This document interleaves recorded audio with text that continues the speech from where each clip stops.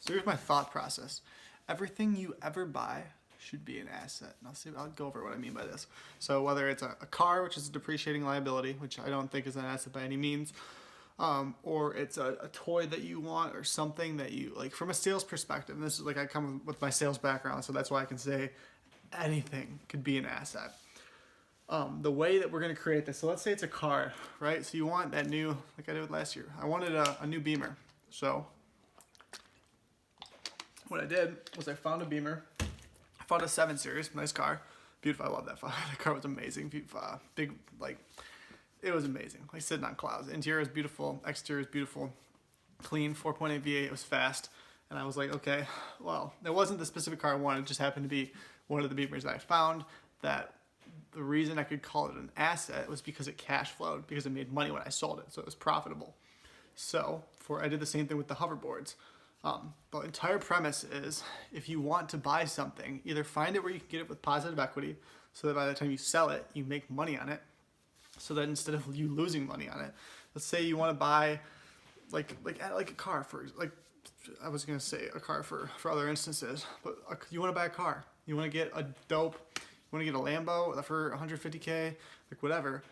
Find it where you can buy it with positive, and you have to have the capital, you have the financing for, in most cases, for normal people. But look at okay, here's a perfect example. At my Lightning Grant card, I don't talk about this. Look at the value of the deal, not necessarily the price. Because the money's abundant, you can get money anywhere. So if it's a car, for example, if you can buy a $150,000 car for 130K and you get 20 grand in positive equity, that you have enough confidence that you know that you can sell by the time you need to sell it, including all the expenses, insurance, all that shit, for more than you paid for it in total, or for more than you paid for this specific video, for more than you paid for it in total at a profit. It's an asset. It's a speculative asset. Like, it's costing you money in the short term, so you're putting money into the equity and stuff. But when you sell it, it's an asset. At the same time, somebody might say, well, it's not an asset because it's not cash flowing, or it's not, you're paying money instead of getting money into it. Like, you put money into every single asset. Assets aren't free. So that would be my combat to that statement. And I know it's not a cash flowing asset. I'm totally aware. Cars depreciating liability. Speculating with cars can be extremely risky and speculative because it's not, like, it doesn't necessarily hold proof of, if you look at like Ben Graham's example, it doesn't hold proof or like a low chance of you losing your initial capital as well as making money on it, because it does depreciate. But I did the same thing with the hoverboards. Instead of going and buying something immediately, find some that you can buy at a lower price than what you can sell it for.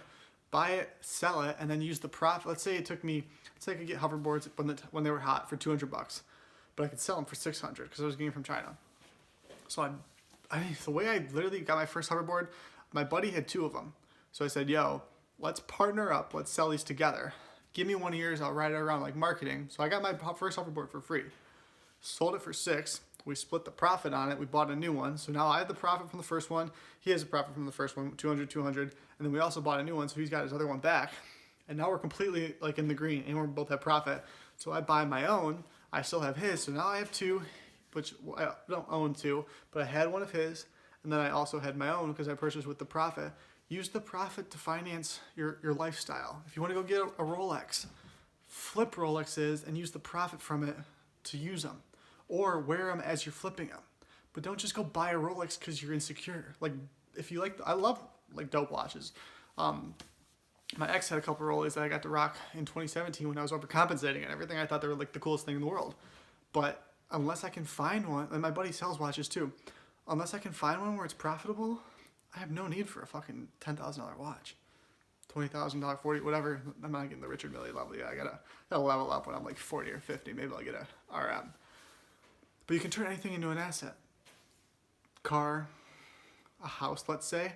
From a house instance, let's say you're 25, even 22, 23, 24, 25, 30, 40, whatever. Buy real estate and rent it out, or buy real estate and flip it. Use the profit from the flip as a down payment, or use the recurring cash flow. Let's say you rent out 3 houses and they cash flow $2,000 a month. You can use that cash flowing $2,000 to buy your house. So now you're building equity in the third asset, which is your own personal home. You're also building equity just by the amortization of the loan because your tenants are paying off the loan on the other 3. And it's all money coming in versus you just spending money on earned income, which it kind of, I guess it all goes back to don't spend earned income. Like earned income should only be, in my opinion, invested. And I'm coming up with a personal theory, Josh Albo's theory of personal finance, or just general finance, about how if you were from the age of 0 to 21 or 22 or 25, I haven't done the math yet, if you only spent interest that you earned on your money and you never spent $1 of earned income principal, like you could be financially free, not retired, but financially free by the age of like 20 or 21 or 25 or whatever. And then at the same time, you might not, like people, I think stress levels would go down because people wouldn't be doing jobs that they hated because they need the money to pay off credit card bills and stupid bills that they bought insecurities with. And then also, people wouldn't be upset about only making 20 grand a year, 40 grand a year, 60 grand a year, because they'd be doing something they love because they didn't need the money to pay for the insecurities because they'd already be financially free. So I'm excited for that video.